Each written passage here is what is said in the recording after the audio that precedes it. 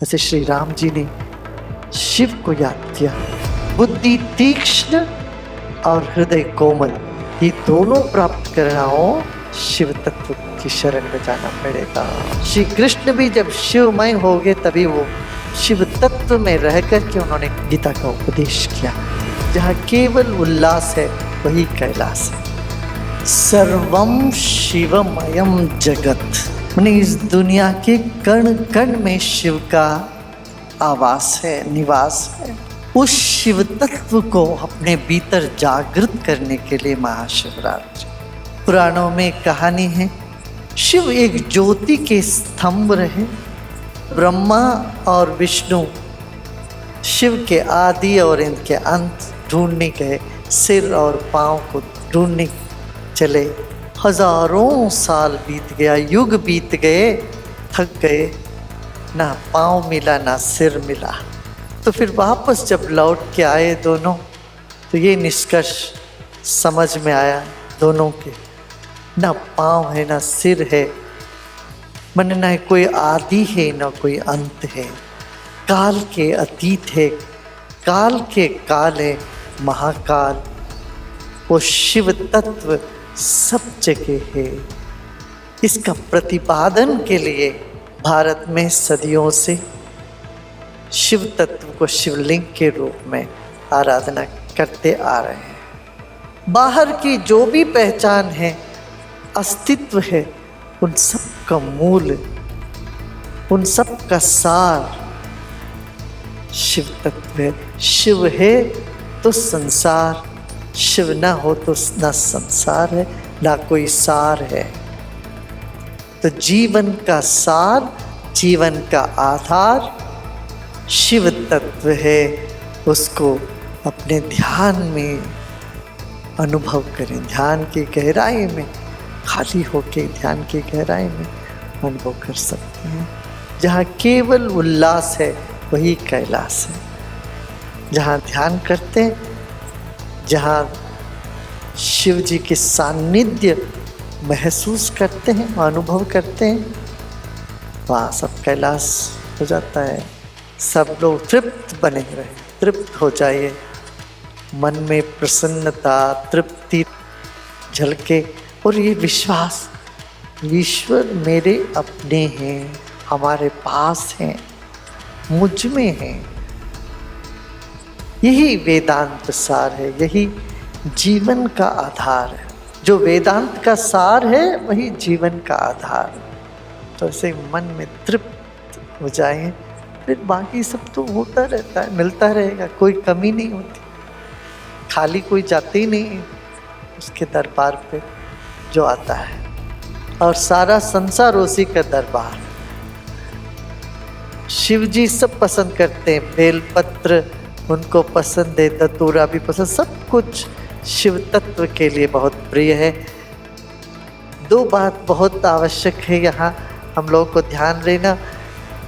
गंगा के बिना शिव जी ने गंगाधर हो ही नहीं सकते, इसलिए जल संपन्न मूल को संरक्षण करना हमारा कर्तव्य है। जहाँ भी पानी है वहाँ शिव है, जहाँ शिव है वहाँ पानी होना ही होगा। इसलिए आज नदियों का पुनरुज्जीवन करने का काम अपना लिए हैं। वृक्ष के साथ शिव जी का संबंध बहुत गहरा संबंध। हर साल कम से कम 5 वृक्ष का आरोपण करिए। जो 3 अवस्थाएं हैं हमारे जीवन में, जागृत, स्वप्न और सुषुप्ति। सपना देखना, गहरी नींद और जागृत अवस्था, ये तीनों अवस्था के परे एक चौथी अवस्था है, उसको तुरीय कहते हैं। चौथी अवस्था वही शिव तत्व है। इसलिए कहते हैं शिवम शांतम अद्वैतम चतुर्थम मन्यन्ते स आत्मा सविज्ञया। ये मनमानी बात नहीं है, शास्त्रों में लिखा है। सदियों से लोगों ने अनुभव किया है, आज भी हम अनुभव कर सकते हैं। ऐसा नहीं किसी का अनुभव में कभी हुआ था अब नहीं, ऐसा नहीं, आज भी हमारे अनुभव गम्य है। अनुभव कर सकते हैं। क्या? जागृत, स्वप्न और सुषुप्ति, तीनों से परे, तीनों से अलग एक जो अवस्था है, चेतना है, वो कैसे हो सकता है? उसी को ध्यान कहते हैं। आप ध्यान में जब बैठते हो, आप जागे हुए हो, सो भी नहीं रहे हो, और भीतर से होश भी है मगर बाहर का कोई चीज़ भास भी नहीं है।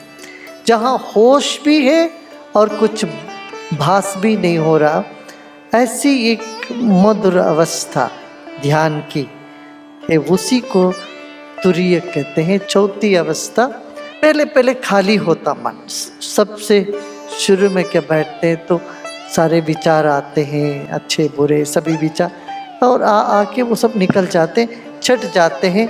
जैसे बादल छट जाता तो नील गगन दिखता है, ऐसे विचार छट गए तो मन शांत हो जाता है। उस शांत मन के पर, उसी की गहराई में जरा जरा सा जाने लगते हैं, तो वो जिसको हमने पढ़ा है, सुना है सब जगह, वो अपने अनुभूति में आ जाती है। तब यही सच बाकी सब कुछ झूठ लगता है, यही सच है, क्यों? ये कभी बदलता नहीं है। अपने भीतर कोई ऐसी चीज है जो बदलती नहीं, कभी मिटती नहीं है, उसी को आत्मा कहते हैं, उसी को शिव तत्व कहते हैं। और वही चीज सब जगह है तो उसी को ब्रह्म कहते हैं, उसी को शिव कहते हैं। शिव तत्व में हम सब गोता लगाते रहते हैं। तो ये ध्यान गम्य है, मैंने ध्यान से मिलता है। तो एक तो विश्वास रखना, शिव मेरे हैं, मेरे साथ है, मेरे भीतर बाहर व्याप्त है, साथ है और व्याप्त है। अपना संबंध जोड़ना, मेरे अपने। आदि शंकराचार्य ने बहुत सुंदर बातें कही है कि आत्मा त्वम गिरिजामति ही। शिव की पूजा करते करते करते शिवमय हो गए। आप कहते हैं कि मेरी आत्मा ही शिव है, मेरे मति, मेरी बुद्धि जो है ये गिरिजा है, ये पार्वती है, उमा है। सहचरा प्राणा, शिव जी के साथ जो परिवार है, जो चल रहे हैं, वो प्राण है। सहचरा प्राणा शरीरम गृहम, यह मेरा शरीर ही आपका मंदिर है, शिव जी का देवालय है, मंदिर है। आत्मा त्वं गिरिजामति सहचरा प्राण शरीरम गृहम। पूजा ते विविधोपभोग रचना निद्रा समाधि स्थिति संचार पदयो प्रदक्षिण विधि स्तोत्राणि सर्वा गिरो यद्यत् कर्म करोमि तत्तदखिलं शंभो तव राधनम। ये शरीर ही तुम्हारा मंदिर है, शरीर। पूजाते विविधोपभोग रचना, जो भी हम उपभोग करते हैं, भोजन करते हैं, ये सब तेरा ही पूजा है, तेरी पूजा। निद्रा समाधि स्थिति, समाधि और निद्रा में बहुत एक नजदीक का संबंध है। निद्रा में भी हम गुम हो जाते हैं, कुछ भास नहीं होता। समाधि में भी हम घूमते मगर होश रहता है। समाधि और निद्रा का बड़ा नजदीक का संबंध है। मैं हूँ ये गल के हैपन का अनुभूति, ये समाधि सिर्फ है, सब चैतन्य है, सब जीता जागता चैतन्य, और कोई नहीं है, दूसरा कोई नहीं है, ये अनुभूति समाधि है। संचार पदयो प्रदक्षिण, जहाँ भी मैं चलता हूँ तेरी परिक्रमा कर रहा हूँ, तेरी प्रदक्षिणा कर रहा हूँ, जो भी मैं बोलता हूँ वो तेरी स्तुति है। स्तोत्राणि सर्वा गिरो, और जो जो काम मैं करता हूँ वो सब तुम्हारी आराधना है। ये वेदांत, वेद से वेदांत तक जाने का ये प्रथा प्रक्रिया है। जीवन का पूर्ण रूप से खिलना हो तो वेदांत में आना, और वेदांत में ही है कि ध्यान में बैठे, समाधि में बैठे, फिर उससे समाधि से उठे कि तब भी समाधि की स्थिति बनी रहती, छूटती नहीं है। हमारे पूर्वजों ने कहा गीता में यही बात, योगस्थ कुरु कर्म, योगस्थ हो जाओ, समाधिस्थ हो जाओ, ध्यानस्थ होके फिर सब काम करते रहो, जो भी समाज में तुम्हें करना काम करते रहो। हाँ, मगर योगस्थ होने के लिए थोड़ा सा छोड़ना तो पड़ेगा। सब थोड़ा छोड़ के अंदर जाओ, ध्यान में बैठो, बार बार रघुवीर सवार। हनुमान जी का भी कहते थे, बार बार समाधि लगाया उन्होंने, श्री राम को याद किया। ऐसे श्री राम जी ने शिव को याद किया, शिव तत्व से ही गीता भी निकली। श्री कृष्ण भी जब शिवमय हो गए तभी वो शिव तत्व में रह करके उन्होंने गीता का उपदेश किया। देखिए, गुरु तत्व और शिव तत्व अलग नहीं है, इसलिए वो गुरु तत्व में आना, शिव तत्व में आना एक ही है। तो ये शिव इस पृथ्वी पे कभी चले ऐसा नहीं है।